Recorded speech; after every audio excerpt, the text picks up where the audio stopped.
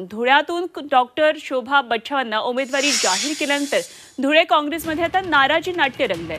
धुळ्याचे काँग्रेस जिल्हाध्यक्ष श्याम सनेर यांनी पदाचा राजीनामा दिलाय, तर नाशिक ग्रामीणचे जिल्हाध्यक्ष डॉक्टर तुषार शेवाळे यांनी राजीनामा दिलेला आहे आणि धुळ्यामधून लोकसभा लढण्यासाठी श्याम सनेर आणि तुषार शेवाळे हे इच्छुक होते। मात्र बाहेरच्या व्यक्तीला उमेदवारी देऊन निष्ठावान कार्यकर्त्यांवर अन्याय झाल्याचं सनेर यांचं म्हणणं आहे। तर शेवाळेंसह पदाधिकाऱ्यांनी राजीनामे देऊन मतदारसंघाबाहेर उमेदवाराचं काम न करण्याचा निर्धार केला।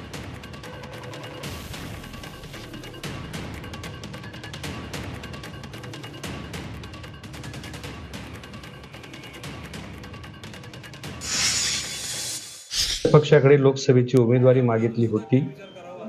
लोकसभेच्या उमेदवारीचा हा महिनाभराचा जो काळ गेला, ते 30 वर्षामध्ये कधीही व्यथित झालो नाही।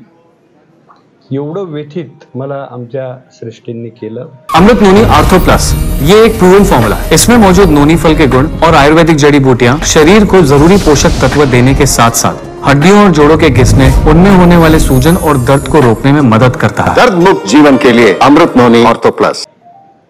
सतत काँग्रेसकडे सक्षम उमेदवार नाही, सक्षम चेहरा नाही, एक सामान्य असल्यामुळे, एक गरीब असल्यामुळे नेतृत्वाने आमच्यासारख्या कार्यकर्त्यांचा बळी घेण्याचं काम केलं।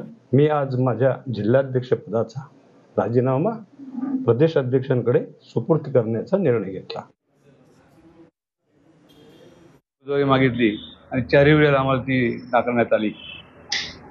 आम्ही रक्ताचं पाणी केलेलं आहे, रात्रंदिवस मेहनत घेतलेली आहे, गावोगाव फिरलेलो आहे, प्रत्येक गावं पिंजून काढलेले आहेत लोकसभा मतदारसंघातले, आणि जनतेचा एक पाठिंबा आम्हाला या ठिकाणी मिळाला आणि जनता उत्स्फूर्त होती की बा तुम्ही आता लोकसभेचे उमेदवार व्हाल।